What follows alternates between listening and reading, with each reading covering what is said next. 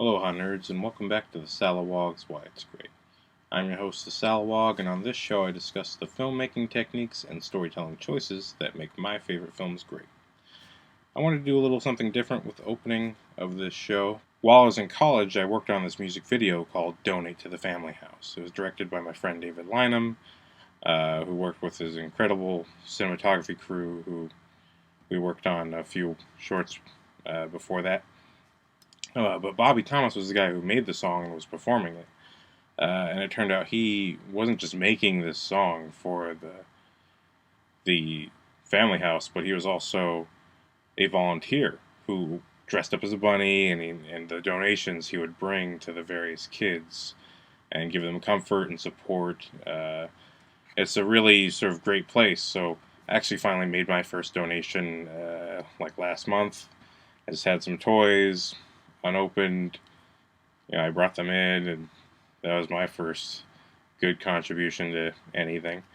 But if you're sort of just looking for somewhere to sort of support or sort of do something good with your spare change, then maybe that's a place you can start. So here I made a little brief clip of the music video, and I just want to show you that. I'll just show you that now. So.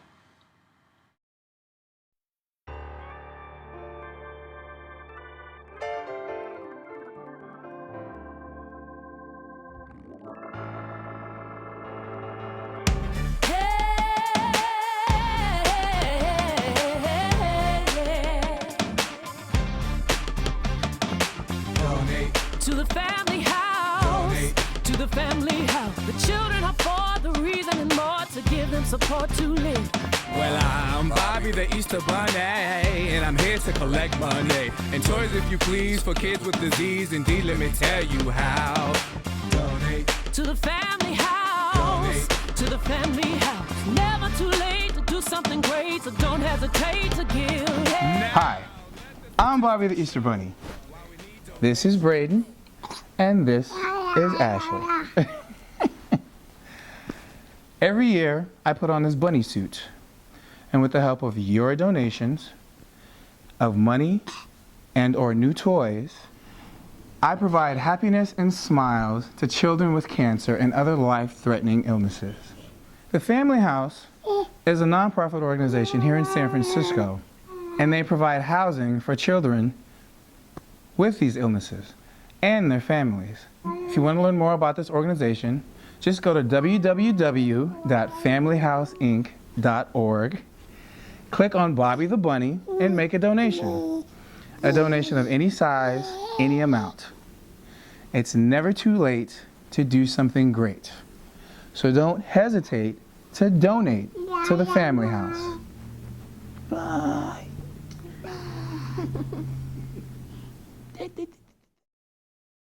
You four are going to have a spot of company out in the park. Spend a little time with our target audience. Grandpa! Kids!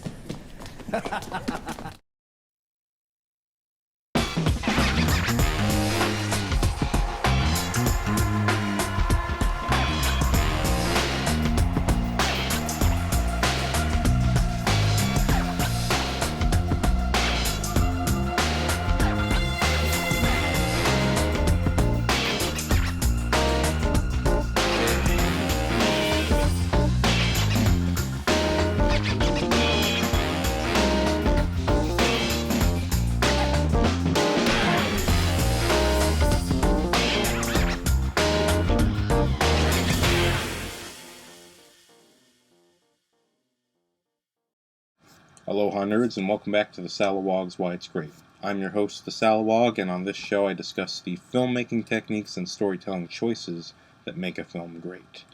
Or in this case, my favorite films. You can make your own Why It's Great video about your favorite films. I'm talking about my favorite films. And the topic of this episode is Jurassic Park. And the way the movie starts out, we get the plot introduction of a velociraptor attack in the park.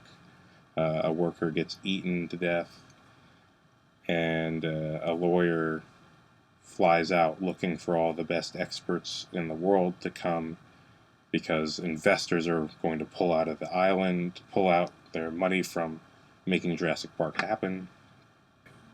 our first characters that we're really introduced to with dialogue and with sort of getting to understand who they are and know their names are Alan Grant and Ellie Sattler. And it's after the lawyer scene, and we see them in an excavation site digging up bones, and they use radar for the first time to detect bones deep beneath the earth. And Alan's looking at the monitor readout, and he touches the monitor, and it fuzzes out the first little hint about technology not necessarily being trustworthy as a power. So that's the sort of plot and thematic information that's coming to you. But the character information, the story, comes out of Alan Grant versus a kid in the beginning of the movie. He's looking at the readout, and he's saying, look how the bones of this is clearly a velociraptor, because the bones look exactly like a velociraptor, which is how it is when you're in archaeology. That's how it looks. It's true.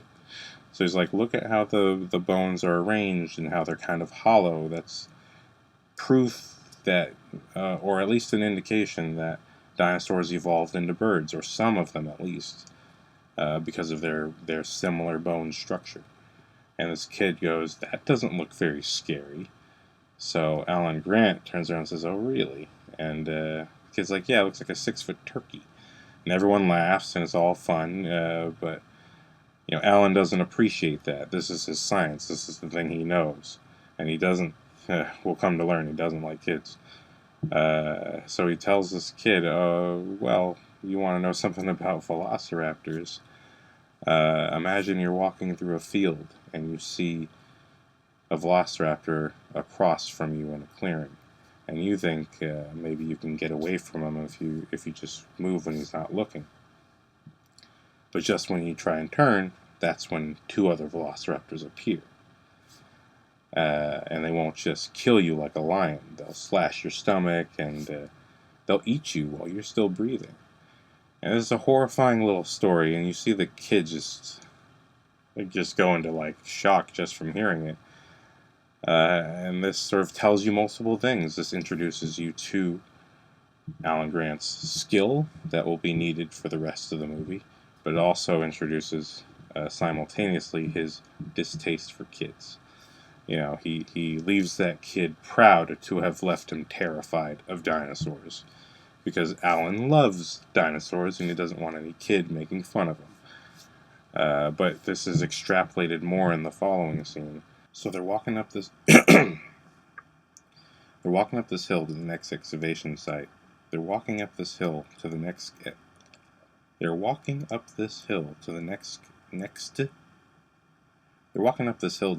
excavation site.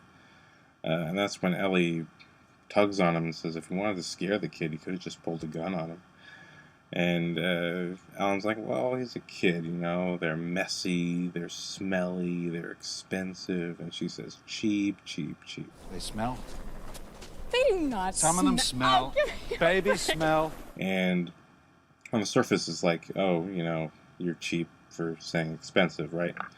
But she says cheap 3 times. He has 3 excuses.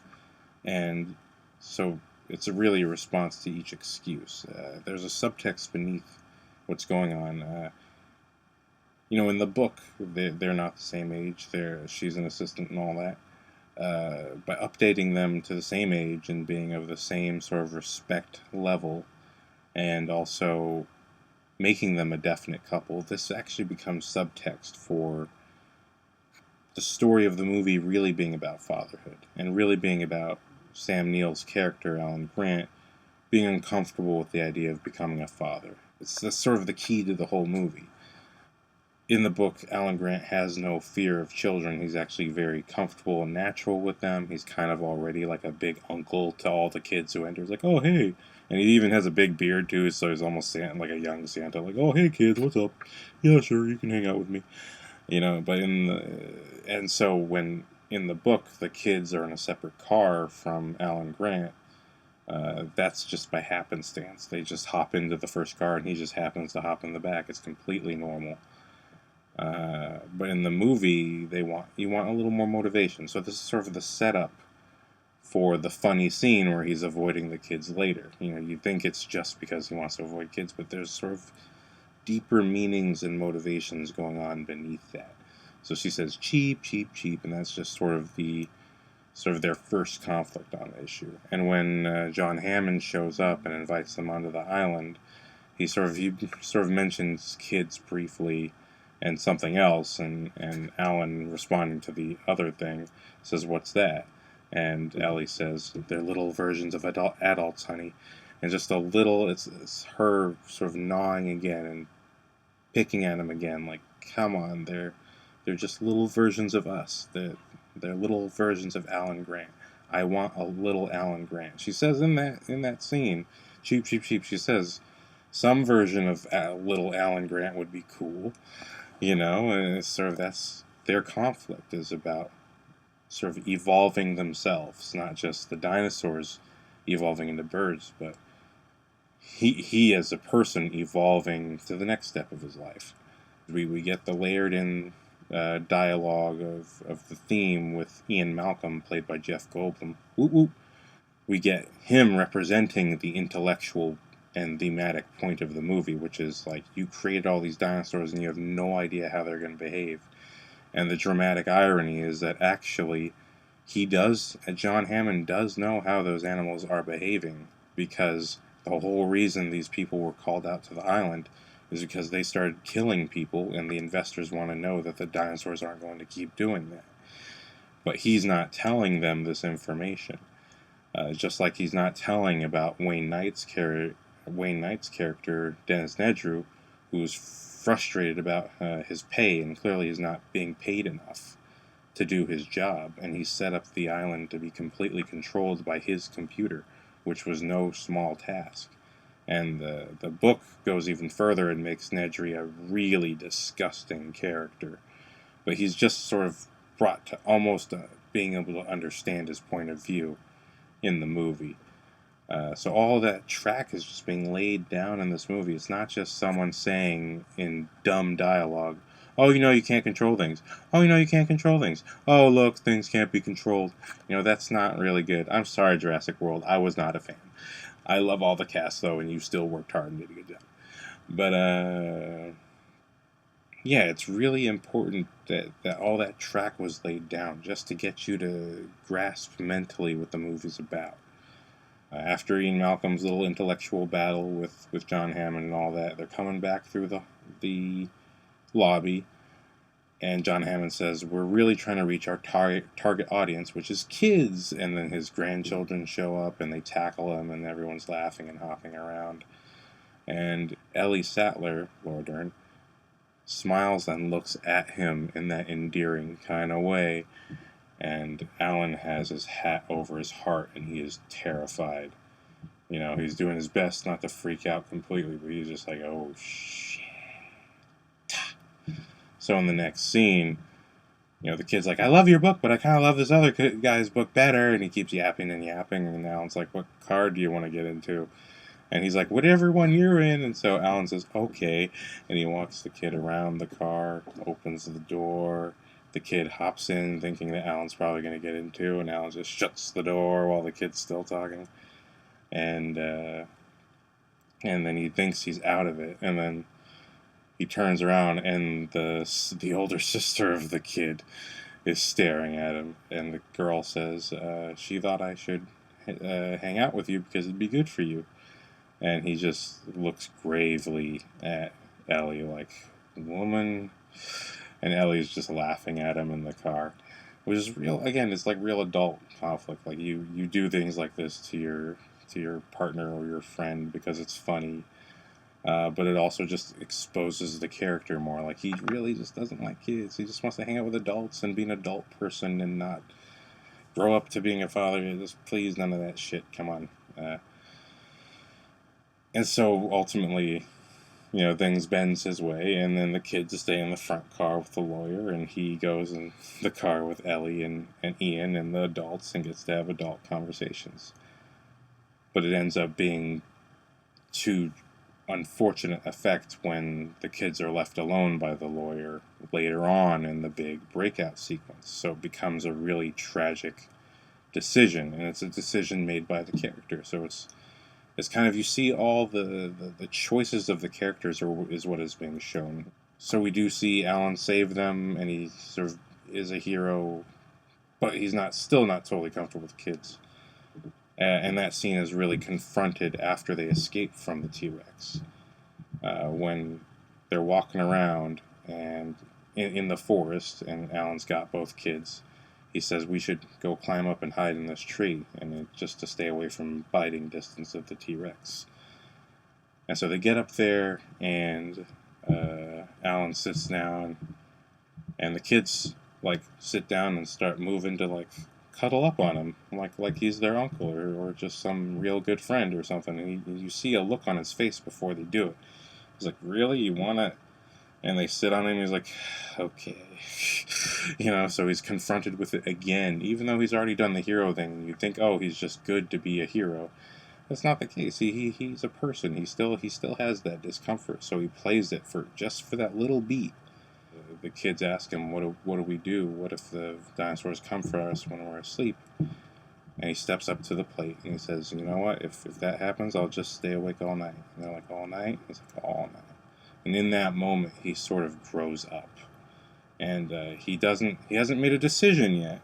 He wasn't completely comfortable with them, but he grew into a comforting figure all the same.